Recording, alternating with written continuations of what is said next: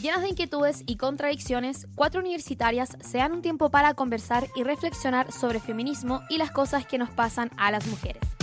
Desde la radio JGM ya comienza un nuevo capítulo de Copadas. Nos pasan cosas.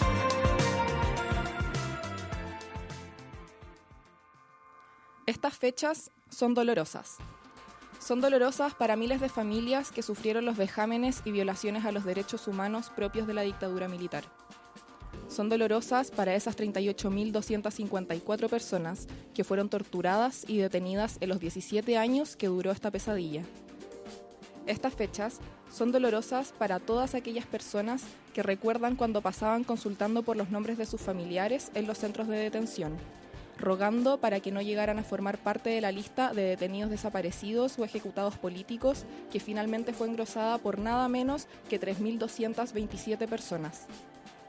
El 11 de septiembre duele, porque marcó el inicio de esa angustia que inundó los pechos de nuestras familias, que en muchos casos no tuvieron un lugar para velar a sus seres queridos que cayeron tras la persecución militar, ni tienen hoy un lugar para dejarles flores. Me duele pensar que mis abuelos murieron sin conocer el paradero de su hija, sin poder conocer la verdad de cómo ocurrieron las cosas. Me duele saber que como ellos son miles, mientras que el Estado chileno está estancado y no avanza en medidas de justicia y reparación.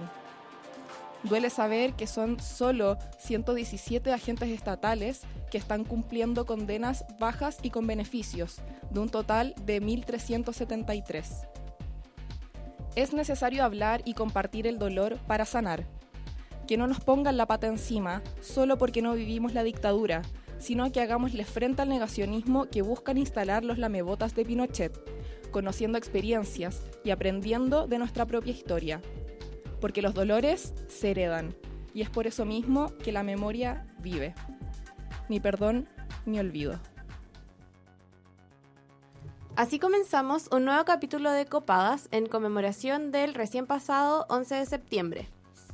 Saludamos, por supuesto, a la radio JGM que nos acoge una vez más en sus estudios y a las radios que nos retransmiten, que son Radio Manque en Rancagua y Radio Educativa en Nancagua, además de Sube la Radio por su señal online. ¿Te gustaría enterarte de conflictos socioambientales, temas de género y feminismo y la agenda cultural de la semana? Ingresa a radiojgm.uchile.cl y encuentra noticias, columnas y entrevistas desde un enfoque social y comunitario. ¿Cómo están? Bien, estamos bien acá. ¿Cómo estás tú, Lila? Estoy bien, pero estoy un poco triste. Ayer fue como un día heavy. Sí. Fue súper emocionante ayer. Sí, y ayer después en mi casa me puse a pensar como... ¿Qué pasaría si hoy día como que alguien de mi familia desapareciera o algo así? No sé qué haría, como que me cago, no logro entender, como que no me alcanza el corazón para entender a esa gente que dice como ya, pero ya ha pasado mucho tiempo, no sé qué, como, weón, desapareció una persona que alguien quería mucho, el hijo de alguien, el marido de alguien, no sé, ¿cómo podéis decir que ha pasado tanto tiempo? No sé. Sí. Oye, sí, pero antes de como profundizar en ese tema, yo quería saber cómo les han llegado sus regalitos Bentley, si los han usado. ¿Verdad? Bentley. Sí, yo ocupé el otro día los vibradores, el anillo vibrador y el dedito vibrador. Yeah. Y me asusté igual, nunca lo había ocupado. Fue así como ¡ah! Por el huevo como que le grité al hueón. Y nada, como que no sé si me sentí tan cómoda, pero después se puso como el dedito y sirve, es bacán para estimular, yo encuentro. Pero lo otro yo creo que es solamente costumbre, como que nunca había sentido como tantos estímulos a la vez, como que onda, es porque la weá es como que te está estimulando el clítoris mientras en la penetración, ¿cachai? Entonces es como 2 por 1. Como susto. Yo probé pero a costumbre, yo creo. Probé el lubricante de chocolate menta y weón, me encantó. Es como otro tipo de chocolate y menta. Yo odio el chocolate y menta, pero este es muy bueno porque se parece a estos dulces de menta que hay, que adentro tienen chocolate y que son blanquitos, no tengo pico idea cómo se llama, pero que son exquisitos, weón. Es muy rico. Recomiendo, es mi lubricante favorito hasta ahora. Wow, qué bacán. Yo no he tenido tiempo en verdad para probar la variedad de lubricantes, pero creo que había sido el de frutos tropicales el que probé la otra vez. Sabía frutos tropicales. Ya, gracias. Me quedó claro. ¿Quieres proponer el tema para el próximo capítulo o tienes sugerencias para el programa? Síguenos en nuestras redes sociales. Encuéntranos en Instagram, Twitter y Facebook como CopadasJGM y conversemos un rato.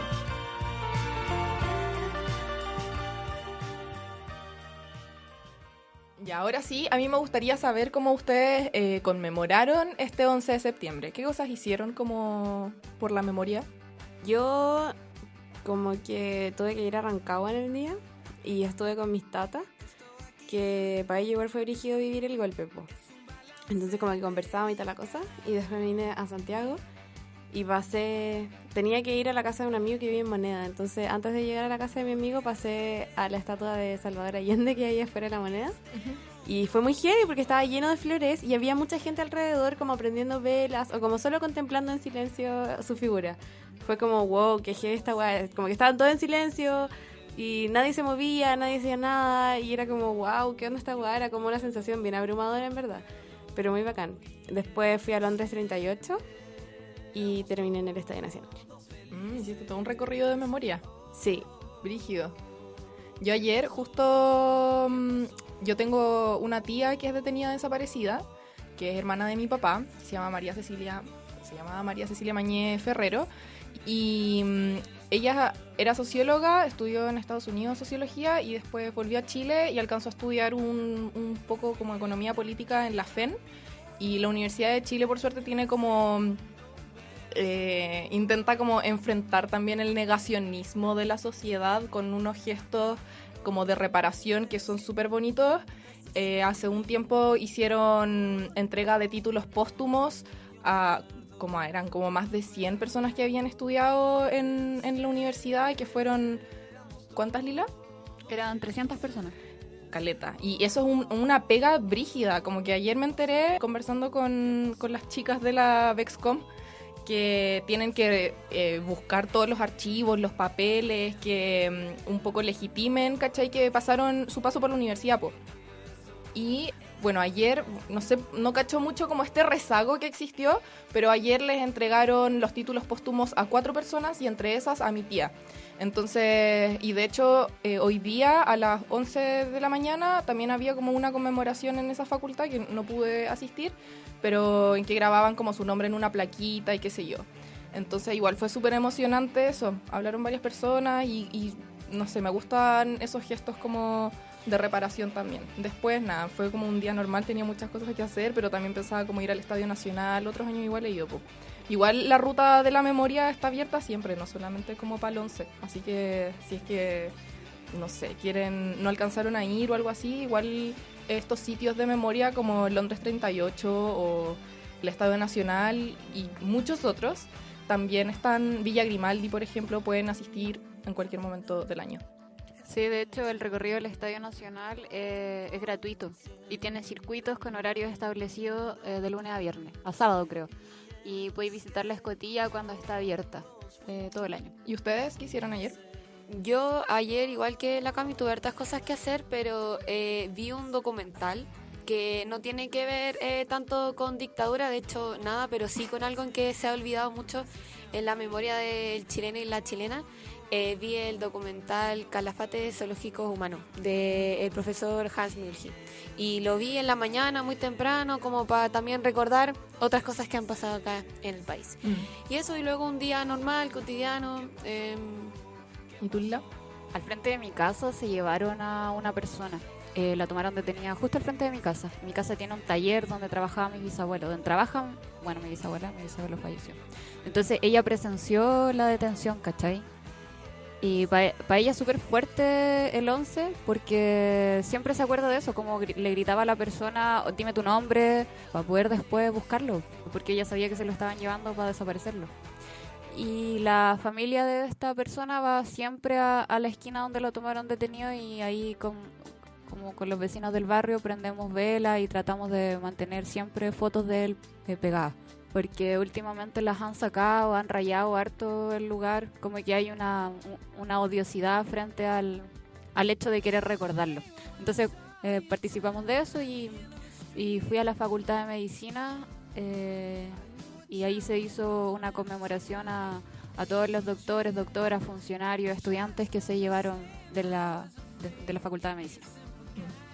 Igual a mí me gustaría, no sé, pensando que quizá tenemos un público de, no sé, de distintas edades, ¿cachai? Que puede que no tengan la película... De otros países igual. De otros países, sí, pues internacional también, que puede que no tengan la película tan clara de las cosas que pasaron en Chile. Yo creo que igual sería bueno contextualizar un poco de qué estamos hablando, qué estamos recordando. No sé, ¿quieres contarlo tú?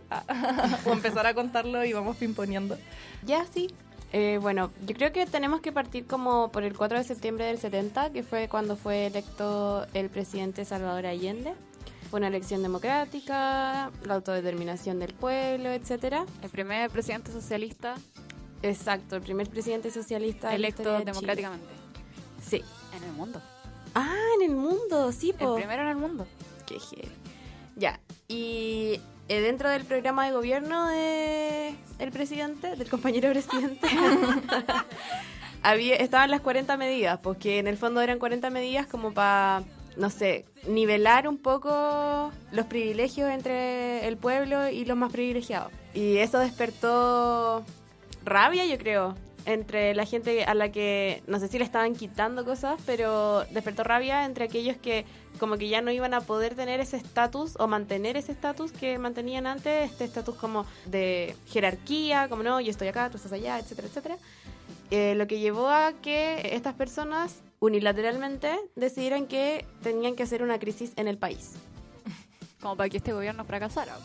Sí, pues, para que fracasara el Para gobierno boicotearlo. popular. Claro, y en verdad son muchos los factores que influyeron en esta crisis económica, política en el gobierno de Salvador Allende. De la mano de Ven- Estados Unidos. Claro, intervencionismo de Estados Unidos, acaparamiento también de muchas personas, los camioneros también que hacían sus shows. Y frente a esta, cuento corto, frente a esta crisis... Provocada. Claro, frente a esta crisis provocada por, bueno, como dije, es una cuestión multifactorial también. Claro.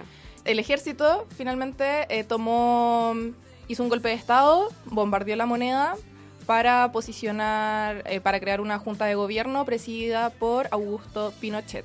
También, ¿sabéis que cuando iba en el colegio, era centro de estudiantes en el colegio, con mis amigos llevamos a un caballero, que me encantaría buscar su nombre de aquí al final del capítulo, que era de las Fuerzas Armadas, pero él era fiel a Salvador Allende, po, Sí, y po. no quiso participar de eso y también fue torturado. También como que quería resaltar que dentro de las Fuerzas Armadas también existía gente fiel a Allende que también sufrió todos los vejámenes de estos mismos milicos que eran sus compañeros al fin y al cabo, pues, ¿cachai? Como que lo acusaban...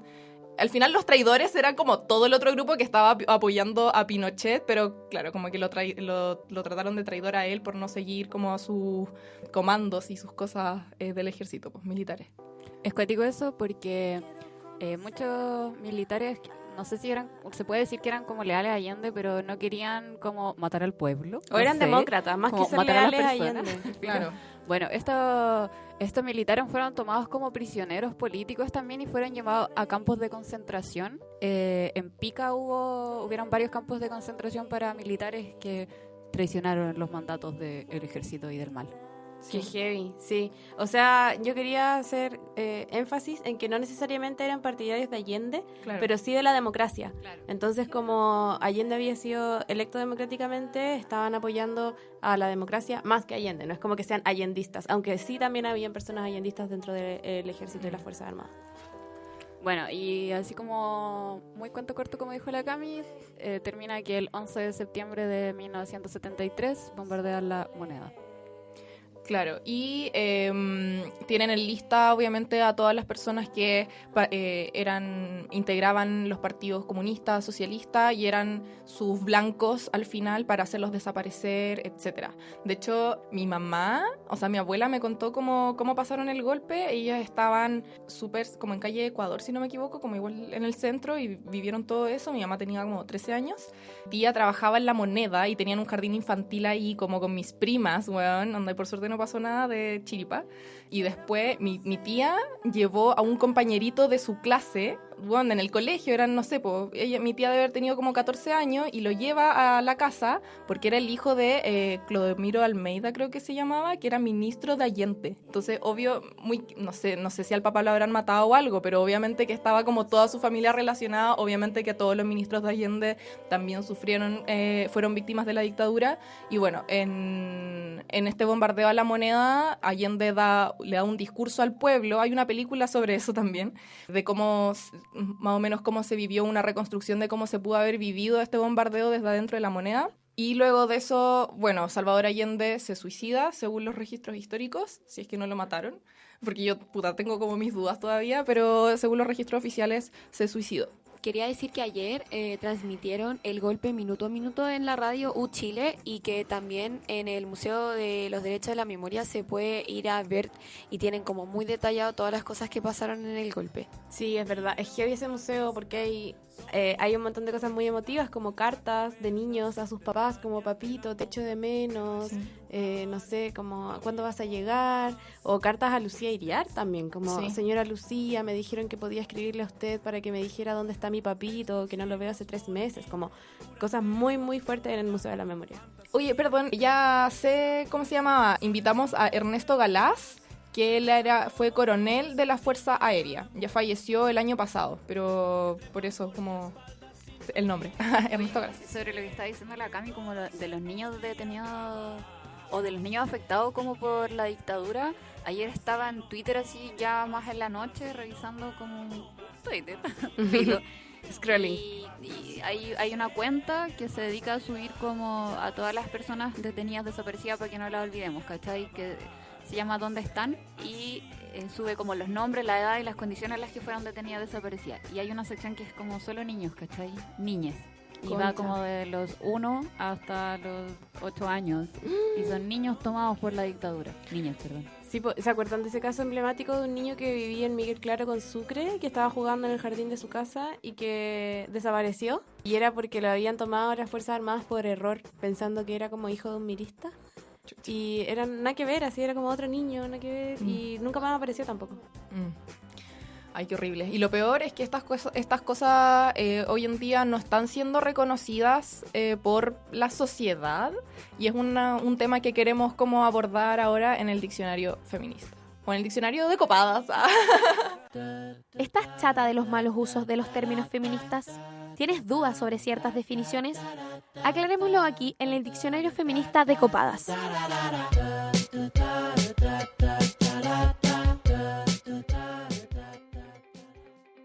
Hoy en nuestro diccionario feminista definiremos negacionismo. El negacionismo es un fenómeno social y político que tiene su origen en la puesta en duda del genocidio nazi por parte de ciertos sectores sociales. En Chile, el término negacionismo tiene relación con personas que niegan la ocurrencia de violaciones a los derechos humanos cometidas durante la dictadura cívico-militar en Chile, entre 1973 y 1990. Esta práctica pretende justificar, aprobar y relativizar las violaciones a los derechos humanos, negando las torturas, secuestros, vejaciones, violaciones y torturas sexuales, la existencia de detenidas desaparecidas y presas políticas. El negacionismo es una incitación al odio y la violencia, castigado penalmente en países como Alemania, Francia, Israel, Bélgica, Inglaterra y Suiza. Oye, me gustaría hacer hincapié en que el negacionismo no es solo negar estos derechos humanos, sino también, cuando se habla de la dictadura, no mencionarlos. Por ejemplo, ayer en el inserto del Mercurio decía como, Chile se salvó de esto, pero ¿a costa de qué? Como siento que decir ese tipo de cosas, que tampoco son tan ciertas, sin mencionar todo lo que costó, todas las vidas que costó como, no sé, no ser como Venezuela, que no sé, filo, es muy falaz también. El no mencionarlo también es parte del negacionismo. Sí, o sea, contextualizar que ayer el Mercurio publicó un inserto que titulaba el 11 de septiembre de 1973, Chile se salvó de ser como es hoy Venezuela. Y un montón de cuñas de distintas personas que formaban parte de la izquierda política diciendo como, no sé, hay que expropiarle a la gente, o no sé, distintas cuestiones, y firmado ahí por un grupo bien grande de personas. Oye, 2 cosas. Uno, ese inserto costó como $1.50 y como 4. No, bueno, como 18 palos. ¿Qué, wea? Aunque todos teníamos cifras distintas. Ya, la wea muy cara. Onda, para que cachen el nivel. Y otro, que el gobierno de Sebastián Piñera no quería realizar ningún tipo de ceremonia conmemorativa por el 11 de septiembre.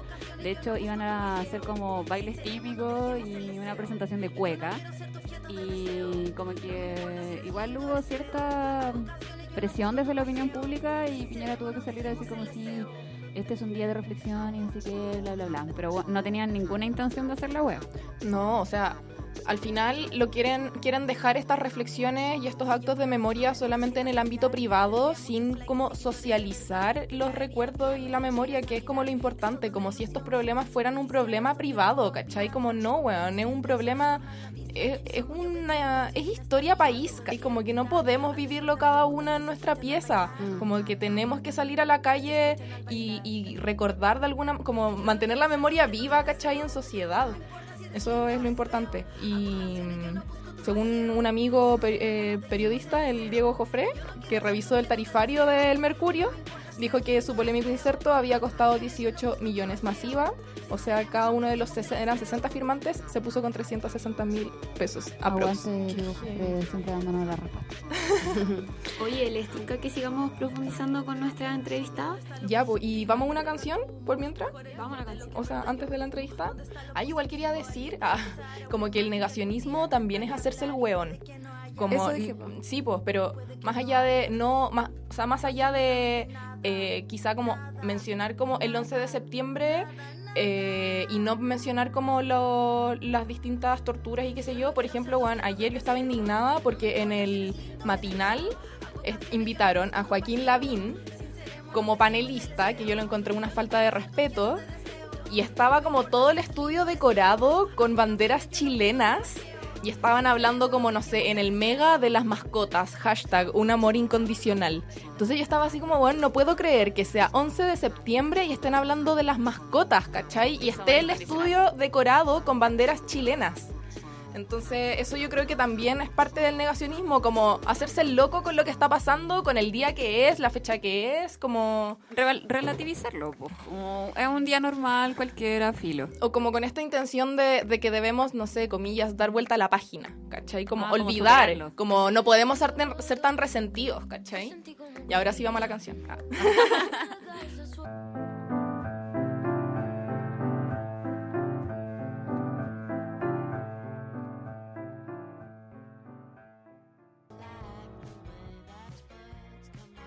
Hoy en nuestro capítulo tenemos como invitada a Sandra Palestro. Ella es integrante de la Coordinación Nacional de la Red Chilena contra la Violencia hacia las Mujeres, es socióloga y coautora del libro Nunca más Mujeres sin Historia. ¿Cómo estás, Sandra? Bien, muy bien. Gracias por la invitación. Gracias por acompañarnos nosotras aquí hoy día. Sandra, tenemos la curiosidad de cómo evalúas tú... no sé, es que tengo demasiadas preguntas en la cabeza, perdón, como que no sé por dónde empezar. Quizá partamos como por cuáles son los legados que ves en el Chile de hoy de la dictadura. Tenemos para rato con esa pregunta nomás. Sí, pero a mí me gustaría hacer una pasada primero por 3 Chiles que he vivido. ¿Ah? En primer lugar, ya viví siendo una adolescente y joven en realidad, el gobierno de la Unidad Popular, esos 3 años. Y realmente fue como era como exactamente estar viviendo la utopía en el presente. Estábamos construyendo la sociedad que soñamos, que se venía perfilando, que tuvo mucho auge durante los años 60, ¿no? Entonces, ya absolutamente consciente y participando activamente en ese gobierno, vivimos unos años realmente luminosos. Pues florecieron, digamos, yo diría que la gente florecimos todas con la participación y haciendo pero miles de actividades culturales. Las artes se desplegaron por todos lados, se democratizó tanto, ¿no? La cultura, la participación, todo. También todo lo que con la mística que trabajamos los y las estudiantes universitarias, en los trabajos voluntarios, con ese tremendo boicot de los camioneros que no se podía distribuir, los alimentos no llegaban a los lugares donde debían llegar. Estuvimos siempre ahí en cargar camiones, en cargar lo que hubiera para poder distribuir finalmente los alimentos básicos. En fin, era una época de mucha mística también. Yo me inscribí como profesora básica porque construyeron tantas escuelas que faltaron profesores. Entonces llamaron, y eso ya había empezado en el tiempo de Frey, ¿no? Empezaron a llamar a estudiantes de enseñanza secundaria ya egresados, o mejor todavía si cursaban alguna pedagogía, para ocupar esos cargos. Y me inscribí, ahí quedé, trabajé durante los 3 años como profesora básica y además estudiando Derecho. Y éramos puros profesores jóvenes. Entonces yo me inscribí después para alfabetizar obreros en una fábrica cercana al colegio, y otra compañera también después se ofreció a enseñar matemáticas a los obreros. Tuvimos 9 alumnos y alumnas y como en 6 meses más o menos ya habían empezado a leer y escribir y eso. También lo notable, o sea, para que vean cómo era la mística por todos lados, el interventor de esa fábrica una vez me llamó para preguntarme los nombres de los alumnos y alumnas que tenía. Y en una asamblea de trabajadores los ascendió. Qué bacán. Bacán. Entonces, también hicimos una escuela nocturna, nosotras, por nuestra propia cuenta, porque nos dimos cuenta que había muchas mamás y papás analfabetos y también que los demás tenían muy baja escolaridad. Entonces hicimos un curso de alfabetización y también cursos de nivelación de estudios básicos. O sea, hacíamos de todo. Los apoderados y las mamás principalmente estaban siempre en el colegio ayudándonos a preparar material didáctico, plantamos árboles tanto en la escuela como en el vecindario, en fin, hacíamos de todo. Todas y todos participábamos en estas cosas. Bueno, el 11 de septiembre nuestros sueños, o sea, quizás decir que se convirtieran en pesadillas sería poco. El horror, el terror, una época, un tiempo, una etapa de muerte, de miedo, de represión, en fin, fue totalmente distinta. Además, mi paso por el Estadio Nacional, tempranamente, en octubre del 73, marcó mi vida, la partió en 2. Entonces, fue una etapa, 17 años, muy dolorosos, de muchos daños de todo tipo en realidad, y que también son herencias para hoy. Todavía esas heridas no se sanan, van a quedar ahí seguramente para siempre. Pero entonces esa etapa fue muy dura, muy negra, muy oscuro todo. Pero también tuvo su contrapartida. No hay un poder dictatorial, un poder arbitrario, represivo y de muerte como ese, que no tenga también una cuota importante de resistencia. Uh-huh. Y en ese sentido también fuimos aprendiendo y organizándonos, y desde distintas vertientes construyendo un movimiento de mujeres que tuvo una participación protagónica en la lucha antidictatorial. Además de como te dijera, una apertura, un conocimiento, una sensibilidad que fuimos adquiriendo hacia ya después del 83 respecto de las ideas feministas, uh-huh, que nos significaron mucho, un cambio de vida también a nosotras, uh-huh, a muchas de nosotras. ¿Cuáles fueron las variables que presentó la dictadura para que derivara en esta organización de mujeres? No sé, a ver, yo podría quizás distinguir dos cuestiones bien. La la mayoría de las primeras organizaciones fueron por la subsistencia y también por los derechos humanos.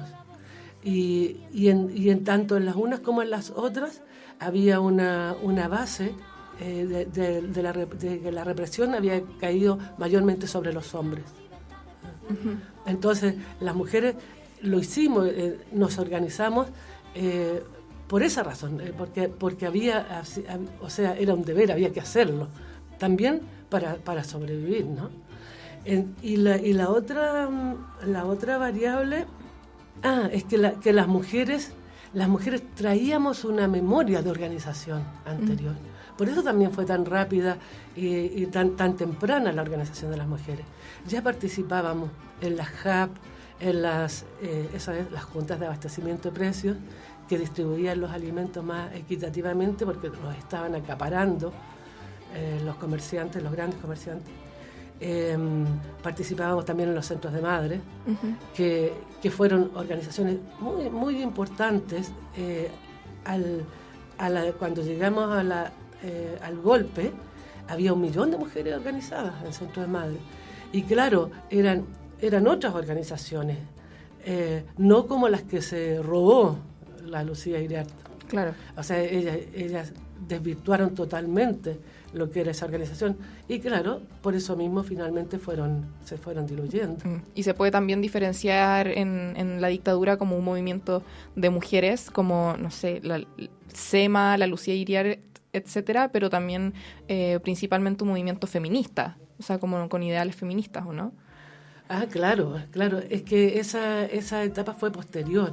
Fue como en los 80. Claro, desde el 83 yo diría para adelante. Pero espérate, una cosa más, es que los centros de madres, si bien tanto en el gobierno de Frei Montalva como del Salvador Allende, fueron organizaciones en que se formó, o sea, se dio capacitación y se entregaron instrumentos, qué sé yo, para que las mujeres siguieran cumpliendo su labor de mamás, de dueñas de casa y eso. Fue una organización importante para sacarlas del aislamiento de las casas. Al formarse grupos de mujeres, empieza a socializarse, ¿no? No solamente también sus problemas de necesidades básicas, pero también sus problemas de relaciones. Y ahí la violencia salía, y ahí las restricciones que tenían en sus casas salían. Y entonces las mujeres finalmente querían ese día, les gustaba. Este día no me lo toques, el martes no me lo toques porque tengo reunión de Centro Madre. Y era por esa conversación, ese aprendizaje recíproco, ¿no? En un grupo de mujeres. Uh-huh. La socialización de los problemas que vivían dentro del hogar, en el fondo. Claro, exactamente. Eso es lo personal, es político. Claro. Como un arma de doble filo, entonces los centros de madres para el patriarcado, porque les enseñaban las capacitaban aún más para seguir cumpliendo con el rol de la mujer dentro de la casa, pero en el proceso se organizaron, socializaron, crearon redes de apoyo, etcétera. Y después en la dictadura rápidamente nos organizamos. Claro. Y también, como dijiste, en los 80 se dio más este movimiento feminista y también pudo haber habido como influencia de parte, por ejemplo, de las personas que empezaron a volver del exilio, ¿no? Yo creo que principalmente fue eso. En esos tiempos, muchas compañeras ya empezaron a volver, porque se abrió un poco, ¿no? ¿Se acuerdan esas listas que salían? En fin, ya podían volver algunas exiliadas y exiliadas. Y ellas, las que venían principalmente de Europa, ya traían ese pensamiento feminista. Las que tuvimos un exilio en América Latina, todavía en los 80, los años 70, 80, todavía nos encontramos con las guerrilleras.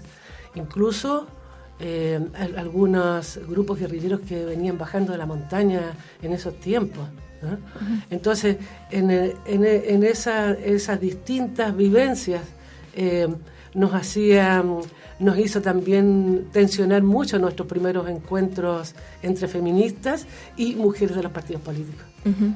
No sé si terminaste como con estos 3 periodos. Hablamos de el gobierno de la de Allende, la dictadura, cómo Sí. sufriste la dictadura, y después el tercer periodo supongo que es la transición, la vuelta a la democracia, ¿o no? Claro, porque justo quería contextualizar en eso tu pregunta, Sí, ¿no? sí, ¿Cuáles está son bien. esas herencias? Hay cuestiones así, bien gruesas. En primer lugar, a mí me duele, me pasa algo en el estómago cuando escucho a las jóvenes hablar que estamos en dictadura todavía. Y eso me hace doler todo lo que sufrimos, todo lo que vivimos, todo lo que luchamos. Y cuántas compañeras y compañeros perdieron la vida en eso, y cuántas también vivimos el horror de la tortura y ese daño para siempre en nuestras vidas, para que después las nuevas generaciones digan que seguimos en dictadura igual. Hay muchas herencias de la dictadura, hay muchas falencias y también horrores en esta democracia. Pero en esta democracia podemos organizarnos, podemos juntarnos, podemos hacer manifestaciones y podemos pensar en el futuro. Podemos pensar que vamos a sobrevivir para construir algo. Durante la dictadura pensábamos que no íbamos a sobrevivir, simplemente. Entonces, todas estas deficiencias y esta mala democracia que tenemos no se compara con ese tiempo tan largo de horror, de muerte, de tanto dolor. Y también yo misma lo considero una oportunidad, pese a todo lo que vivimos y lo que sufrimos colectiva e individualmente. Muchas hemos seguido luchando desde entonces, para siempre, y eso es algo que también esta democracia nos da la posibilidad de conversar, de hablar, de compartir experiencias, de retroalimentarnos y seguir para adelante. Me gustaría igual hablar de la Constitución. Como la Constitución del 80, que supuestamente hablan de que hubo un plebiscito, que al menos nosotras sabemos que no puede ser más trucho. ¿Cuáles fueron como los pilares que dejó esta Constitución que mantenemos hoy día en Chile? Yo diría que es la base de todos los males que nos aquejan. Ahí está consagrada la que sea la propiedad privada, en fin, todo lo que no nos gusta, lo que no queremos. Ha habido algunas reformas parciales, principalmente para modificar un poco el sistema político, pero el económico no está bastante igual, ¿no? Y esa Constitución fundamenta esta tremenda desigualdad que es uno de los pilares, ¿no? de lo mal que funciona este sistema democrático. ¿Tú entonces consideras que... Es que yo siento que con respecto a la Constitución del 80 hay dos corrientes de pensamiento. Una que cree que lo que hizo Ricardo Lagos en el 2006 estuvo bien, que fue como que hizo lo que podía hacer dentro de lo poco que podía reformarla, etcétera, etcétera. Y otro sector que considera que las reformas que hizo Ricardo Lagos en el 2006 solo consolidaron la Constitución y la legitimaron para que sí pudiera seguir imperando. ¿Tú, entonces, a cuál de estas dos corrientes crees que está más correcta, por así decirlo? No sé si yo casi no adscribo a los límites, al blanco y negro. Al blanco y negro, porque era necesario sacar de la Constitución todo este sistema político no tan arbitrario, con estos senadores designados, con todas las restricciones que tenían para el sistema electoral, incluso este sistema binominal, que era un espanto. Eso era lo más antidemocrático. Entonces me parece que en una democracia participamos, ojalá, si somos conscientes, ojalá participáramos todas y todos, ¿no? Y lo hacemos de distintas maneras. no solamente con el voto, sino también en las movilizaciones y poniendo problemas en la agenda y eso, en las agendas de gobierno. Y también hacemos un gran trabajo en la sociedad misma, en las bases culturales, ¿no? Igual las que no apostamos mucho por los cambios institucionales, lo hacemos en la cultura, en la sociedad. Entonces podemos participar. Y ahí yo creo que hay también una falla en nuestros modos de comunicación, en la difusión, en cómo llegamos a las personas. Yo no sé cómo personas a veces se tragan tanta mentira de la derecha y son capaces también de aceptar ofertas de la derecha. Entonces, quizás también nosotros tenemos que hacer un impulso mayor de llegar a todas partes. Los políticos en general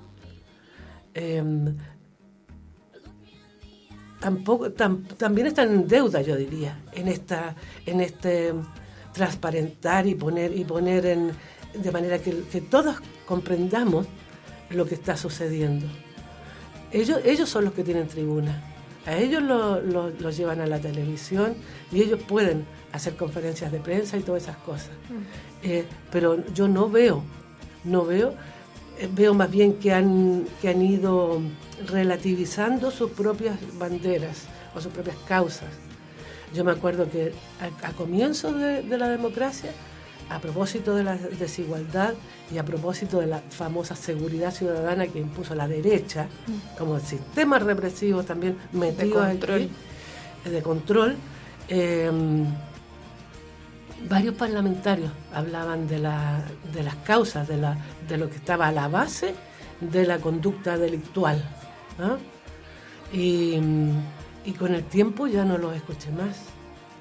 Ya después era todo, te fijas, no actuar sobre las causas, sobre los factores que están produciendo el problema, sino actúan sobre las consecuencias. Y más represión, y más PACO, y más PDI, y más inteligencia, y más servicios de inteligencia, todo eso para abordar la delincuencia cuando ya está, cuando ya es un hecho. Pero la desigualdad, que es uno de nuestros principales problemas, la desigualdad social, económica, es uno de los factores más importantes de eso. Claro. Recordar que estamos conversando con Sandra Palestro, integrante de la Coordinación Nacional de la Red Chilena contra la Violencia hacia las Mujeres, socióloga también. Te quería preguntar, ¿se cumplieron tus expectativas? Porque, por ejemplo, creo yo que esta campaña del no creó ciertas ilusiones como de la alegría ya viene. ¿Qué opinas de esta vuelta a la democracia? ¿Era como lo esperaste? No, de ninguna manera. No era obvio, no era lo que esperábamos. Pero están 17 años de tanto sacrificio y de tanto trabajo, tanto dolor, en realidad era lo que hay nomás. Pero también con eso, habiendo traspasado ya la barrera de la vida, o sea, de haber sobrevivido, quedaba la esperanza, la posibilidad de construir una democracia mejor. Y eso no es tarea solo de los políticos, es tarea de todas y todos, y todes. Entre todos tenemos que construir una democracia nueva. Y ya ves, los movimientos sociales son muy activos, estamos en las calles, estamos en todas partes poniendo, informando o compartiendo el conocimiento que tenemos respecto de los problemas, y entonces solo nos van quedando las fases más avanzadas, ¿no? Que son la articulación de los movimientos sociales, crear plataformas comunes, unirnos para esto, y para lograr realmente esos cambios, esas transformaciones que necesitamos. Hoy no hemos ido a la pregunta. Ah, ¿verdad? ¿Escuchémosla? Ya. ¿Cuáles son tus contradicciones? ¿Cuáles son tus dudas como feminista? Intentemos resolverlas aquí, en tu pregunta copada. ¿Recuerdas cómo te enseñaron sobre el golpe militar? Me acuerdo que la enseñanza fue bien escasa, que los profesores siempre trataban el tema como algo tabú, como con miedo quizás a alguna repercusión o hasta perder su propio trabajo, así lo sentía yo. Y siempre recalcaban que Allende se había suicidado, siendo que todos sabemos que no es así. Tampoco decían cuántos desaparecidos aún quedan, cuántas muertes habían, como que no era un tema que se tocaba con profundidad. Además, más del 60% de las escuelas en Chile son privadas y dudo que se debatan esos temas actualmente en las aulas. La verdad es que nunca me enseñaron sobre la dictadura militar. Yo sola de a poco me he informado, he leído y he preguntado sobre experiencias. Me mantengo en un contexto muy abierto al diálogo gracias al teatro, donde podemos hablar sobre las iniquidades sociales que se vivieron en aquella época y que se siguen viviendo hoy estando en el siglo XXI. Tenemos siempre muy presente nosotros como actores que mataron y torturaron a millones de trabajadores del arte suponiendo que eran comunistas, además de niños, mujeres e inmigrantes. Me acuerdo cómo me pasaron en el golpe, pero sobre todo en el pre. Mi profesor como que siempre nos dijo de que quería que nosotros aprendiéramos y nos pasaba documentales y videos cortos. Nos mostró uno que explicaban así en qué consistía el Track 1 y el Track 2, que eran las estrategias que tenía Estados Unidos para que Allende no saliera presidente y si es que Allende salía presidente. Nos mostró también el documental Hijos de Pinochet, que es donde sale el niño que dice que quiere ser terrorista cuando grande para matar a Pinochet, y ahí se mostraba una realidad que se vive acá en mi ciudad, en Arica. Yo no soy chilena, entonces mi familia nunca me informó ni me enseñó qué había pasado en el golpe militar. Sin embargo, cuando me vine a vivir a Chile, para mi grupo de amigos en ese tiempo sí era tema, pero yo no lo entendía y al final fueron ellos los que me terminaban explicando, pero con esta visión que tenían de que Pinochet era lo mejor que le había pasado a Chile y que era súper bueno para la economía. Entonces yo me dejé llevar como por esa idea por mucho tiempo sin entender bien el contexto de la situación, hasta que en cuarto medio, preparando la PSU, me pasaron bien la materia y lo que había sido el golpe y quedé como un poco impactada por la visión que tenían mis compañeros ante lo que verdaderamente fue el golpe. Yo agradezco caleta que mis papás nunca me dijeron nada al respecto, que me dijeron, es un día que para gente que es muy triste y para otra gente que lo celebra.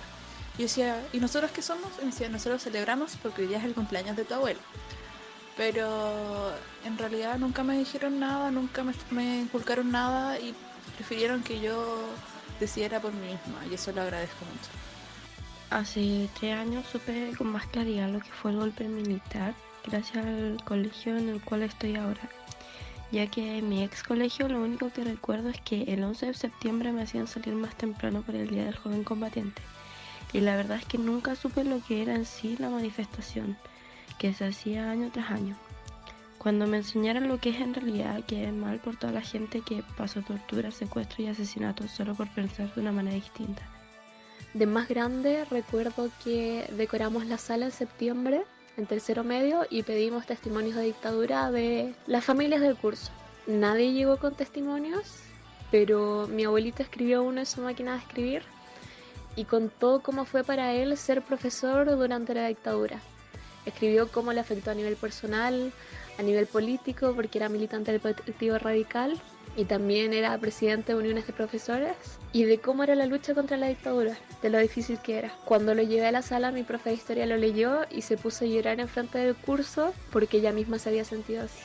A mí desde chica me enseñaron que la dictadura fue algo malo. Siempre tuve esta figura de que Pinochet era pésimo, que no había por dónde defenderlo. Y yo estudiaba en un colegio privado y como en sexto básico recién con mis compañeros se empezó como a hablar el tema y ahí se me reventó muy fuerte mi burbuja de allendismo y me di cuenta que había gente que defendía la dictadura y fue como un golpe súper fuerte porque nunca me imaginé que alguien podía defender algo así.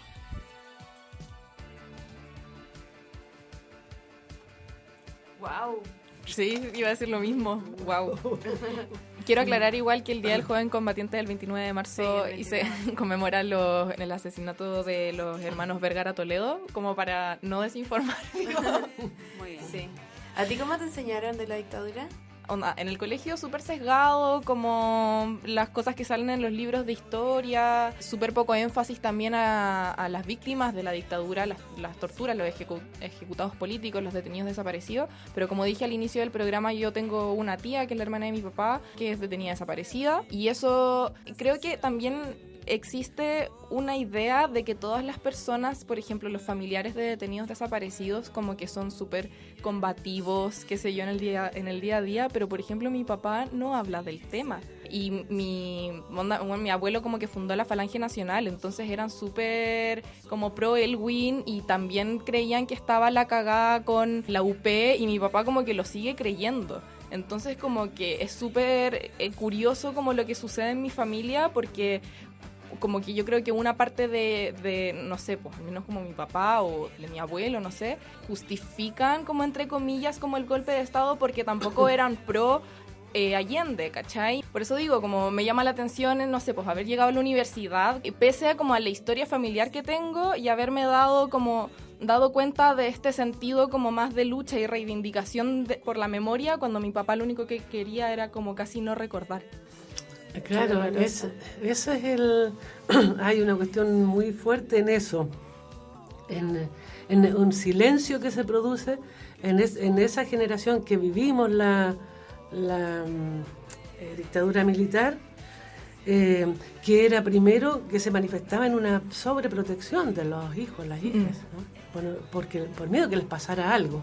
Y también hay cosas que salen en los libros que han estudiado, es que las personas que estuvimos en los centros de detención y tortura dicen que no hay palabras para nombrar el horror. Y eso yo a mí me hace sentido, porque tenemos imágenes que no podemos nombrar. Quizás todos los conceptos, todo lo que existe no logra interpretar, no logra decir lo que queremos decir. Y también hay otra conclusión de ellas que dicen que habla y escucha no tuvieron correlato. O sea, las personas, si una le quería contar algo, no querían escucharte. Porque les duele mucho, porque no sé, por cualquier razón, pero que tampoco tenía correlato eso. Entonces se produjo muchos años, décadas, yo diría, de silencio, de este silencio de lo que había pasado en dictadura.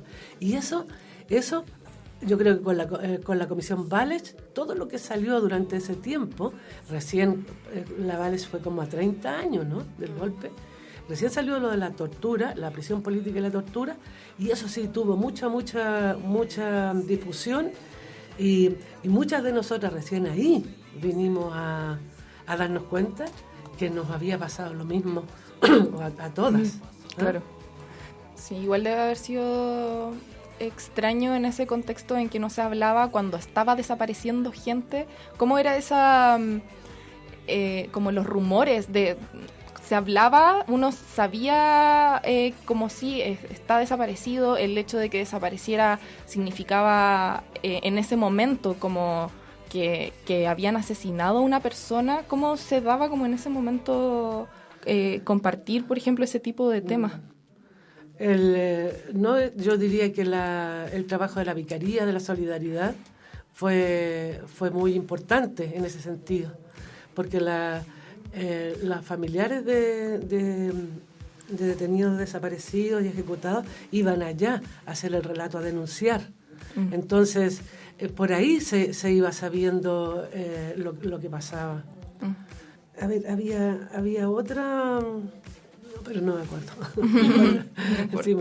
Entonces no era algo. Fíjate que en nosotras con Eliana Largo y Eda Gaviola hicimos el libro que se llama Una historia necesaria, y que es de las mujeres durante la dictadura. Entrevistamos como a 300, 400 mujeres, así entre individual y colectivamente, de Valparaíso, Concepción y Santiago. Y nadie habló de la tortura. Nadie. Y nosotras sabíamos de muchas que estuvieron en campos de detención y de tortura en todas esas partes, en Concepción, en Valparaíso y acá en Santiago. Y no salía... Claro, yo encuentro razón a esas conclusiones a las que llegan los estudios, ¿no? Porque también forma parte de mi misma experiencia. Ya me acordé. Esto de la... es que es una cuestión actual. Ahora, la derecha, todo esto que se llama negacionismo, también lo que quieren es borrar la memoria histórica, la memoria de estos hechos terribles que vivimos. Y fíjense que, bueno, lo primero, sacar la historia, ¿no? Sacar la historia. Y lo otro, esto van a convertir... Ayer fuimos con muchas compañeras y había una multitud en el Estadio Nacional. Y ahí fuimos, como todos los años, recorriendo los lugares de memoria y eso. Pues ahora el gobierno va a hacer un gran parque de recreación adentro del estadio para que vayan las familias con sus niños, qué sé yo. Es como ir blanqueando los lugares de terror, ¿no? Claro. Bueno, ya ven que la venda sexy, el lugar donde está, que quiere conservarlo como lugar de memoria, también lo están vendiendo a un privado. Y también hay otro centro que también bueno, incluso algo se hablaba de la Villa Grimaldi, ¿no? Ay, de ahí no tengo conocimiento. Pero lo de la venda sexy también es súper relevante, sobre todo por el tipo de crímenes que se cometieron en ese centro de tortura. Por supuesto, los lugares de memoria son necesarios y ojalá permanezcan para siempre. Que nunca más, que no se olvide el horror que vivimos y que todos vayamos llenando de contenido ese nunca más. Que nosotras mismas, que parta de nuestras propias organizaciones, de nuestros propios lugares donde estamos, del trabajo, del estudio, en la casa, que parte esta cultura de respeto a los derechos humanos de las personas. Nosotras todos los capítulos hacemos una pequeña recomendación para nuestros auditores, así que le doy el paso a la Camila. El feminismo no es algo que solo se comprenda y practique desde la academia. Existen muchas maneras de vincularse con él. En Copadas te hacemos una recomendación feminista.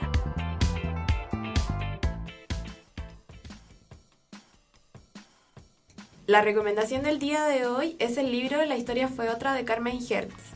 Este es un libro escrito por una de las miles de mujeres que tan arduamente lucharon contra la dictadura. Relata cómo ella estuvo obligada a seguir su vida luego de que a su marido lo tomaran detenido por no haber cortado las transmisiones radiales para el golpe militar. Y a un día de ser liberado fue asesinado por la caravana de la muerte a cargo del criminal militar Sergio Arellano Stark. Carmen Hertz habla de tener que sobreponerse a ello, criar sola a su hijo recientemente nacido, su trabajo en la vicaría y la constante amenaza a la que se veía expuesta su vida por parte de los militares.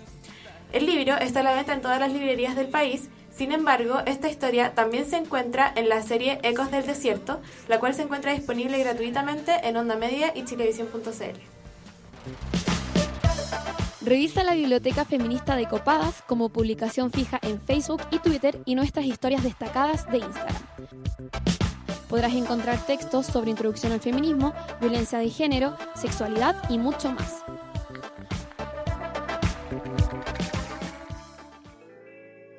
Esa es nuestra recomendación. Gracias por tu recomendación. Quizá tú tienes algo más, un último mensaje que nos quieras dar, o quizá una última recomendación para nuestras y nuestros auditores. Sí, muchas. No, perdón. A nuestras auditoras que conozcan, que busquen la historia de las mujeres. Ya hay bastantes textos, documentos, libros de historia que revelan nuestras luchas tan largas, ¿no? de tantos años. Porque es necesario que tengamos y que la busquemos y valoremos también esa historia, porque esa no está corriendo por el lado de los textos escolares de historia ni por las escuelas, de ninguna manera. en las escuelas y liceos. Y tampoco en la universidad. Hay cosas así como, hay una cátedra, hay un curso optativo, pero no es transversal.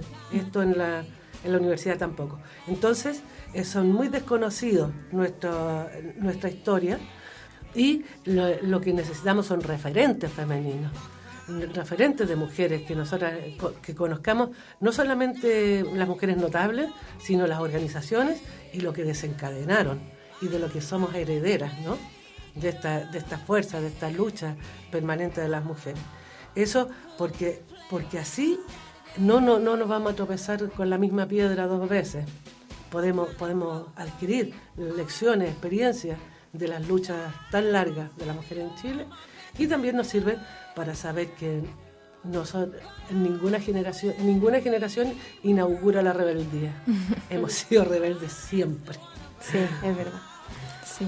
¿Nos despedimos? Sí, nos despedimos ya. Muchas gracias por habernos acompañado hoy día y por todos los conocimientos que nos entregaste. La experiencia también por haberla compartido, porque es algo que nosotras, claro, lo hemos leído por nuestra cuenta, pero nunca lo vivimos en carne propia, así que fue un gusto tenerte en el programa, Sandra. ¿Una canción con la que te gustaría despedir el capítulo? Honrar la vida, Mercedes Sosa. Ay, me encanta. Gracias. Muchas gracias, chao.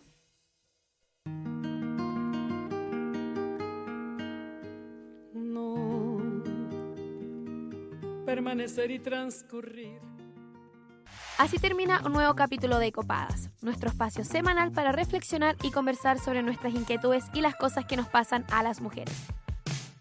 Acompáñanos todas las semanas aquí en la radio JGM.